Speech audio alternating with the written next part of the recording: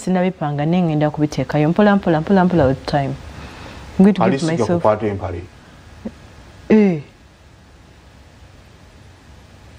Kapanti peg. Nehanga. Ati nga wembadde nabye waka era wembadde nyino bireeta. Almost era bisinga kati mbijjeyo. I actually ndowoozezamu ngeri gye joina. Buli obusapatu ndabanga obukadde nabo obuleeso. Just mbusibamu waka.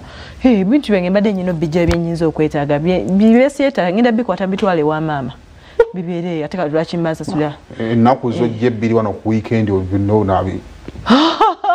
Nedda mbirese kati ngenda kusetolinga.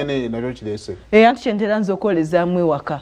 Ate wano toyina baafu nene buno olina butono kati kino kiba kijja tuyambako. Nze omukazi anjoleza ebbafu nene bwetu bwagugo boleta. Ati katugenda batuli babiri kati engoye ziba nnyingi.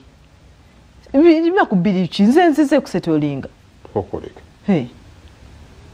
Kaddemu. Nzize kusiyika nzize nsetolinge naawe. Tubeere wamu ate kati ekimbeeza eri ng'ate wane waka weewali. Kuva dinga omwana ow'obuwala we proposing okujja omusajja nga takuyise. Anti nze natunulamu ne mmanya nti omwami wange ayinza okuba era bikanfuna. Boyfriend. Aka tugenda fuka mwami. So nedda. Towetala ku level ndala. Okay. Boyfriend nga bweyagala nkyogere. Boyfriend kati nze ntunulamu ne ngamba omuntu baire nze mukazi azimba lwakati ongendereranga. Nze ntunulira omuntu ne mmanya nti kati obunafu bwe buli bwaneno ne mmuyambako mu bunafu bwe ne tuwetereza. Tuliwo okubeera nga tuwezimba onzimbe nkuzimbe. Leero mmeka?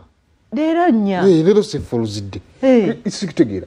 Okati osazeewo okukola kiki sitegeera. Anti nze nsetolinge naawe tubeere wamu tusevinge. Naawe. Wait a minute, njagala tusetolinge. Mulumwe mba setolingamu.